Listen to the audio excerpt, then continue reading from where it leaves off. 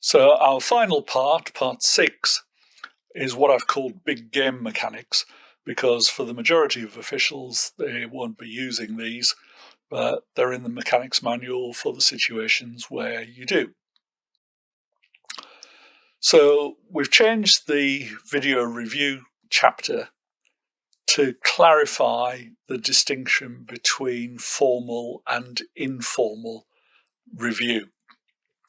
So an informal review is where you're trying to decide whether you should have a formal review. So that's typically instigated by the officials. So it might be the video judge says, I want to have another look at that play, and the video operator quickly sets it up. Or one of the officials on the field says over the radio, can you have a look at that play? I thought something happened here. Can you have a quick look? So as long as it's quick, it doesn't delay the game. You mustn't stop the clock. That's fine. You don't announce the results. It's between the officials on the crew. But of course, it may be that the video judge says that as a result of that informal review, yeah, we need to have a formal review because I think there was something there as well. Or it could be that the official on the field is so sure they missed something that they want to invoke a formal review and have a play looked at.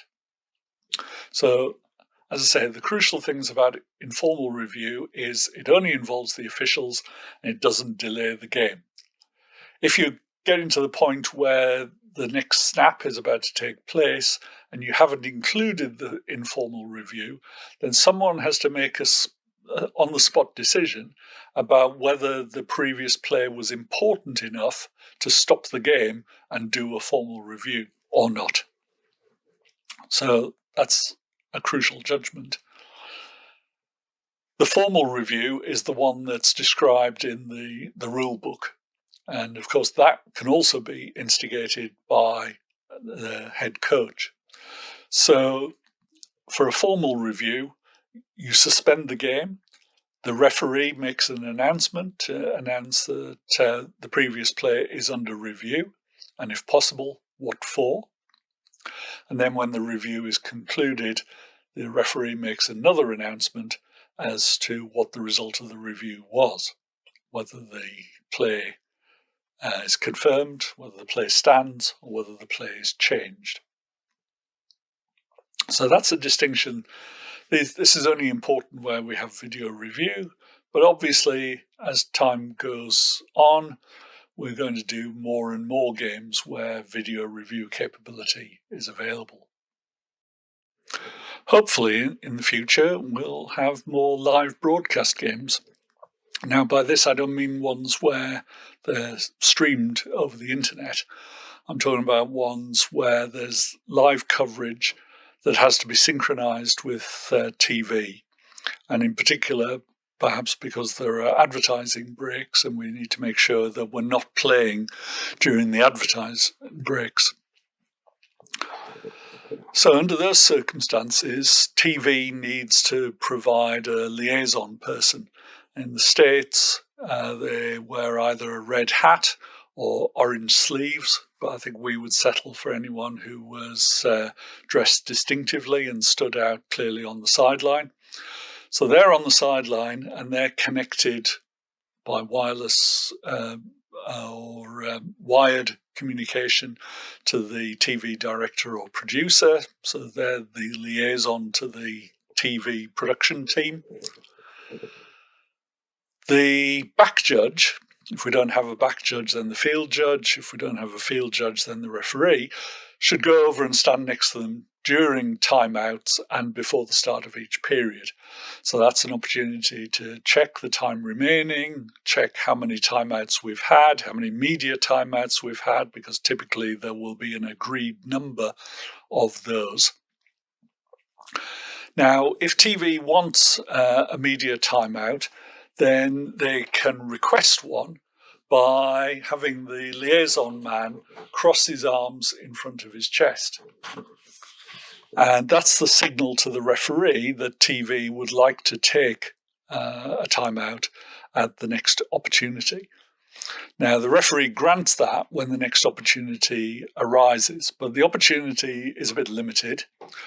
It could be a charged team timeout, a coaches' conference, or a video review.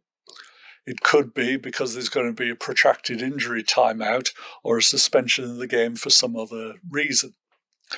In extra periods, it could be at the end of an extra period, so after both teams have had a possession. It could be after a score, but not a touchdown, because if they want it after a touchdown, wait until after the extra point. It could also be after a change in possession, but not a momentum-changing play. So if Team B returned the ball inside Team A's 20-yard line, that's a pretty big play.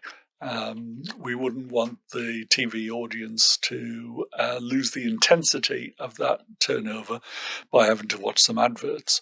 So keep going under those circumstances. You can always have the team timeout, media timeout later. During a media timeout, it's all about timing. So 30 seconds from the end, the official should return to their position and the liaison should extend their left arm down at 45 degrees. When we get to 15 seconds from the end, the liaison should raise their hand above their head. And at the end of the timeout, they should drop that and point to the referee. And when the referee's got that signal and all the officials are in position, then he should declare the ready for play. So this is a situation that won't arise very often.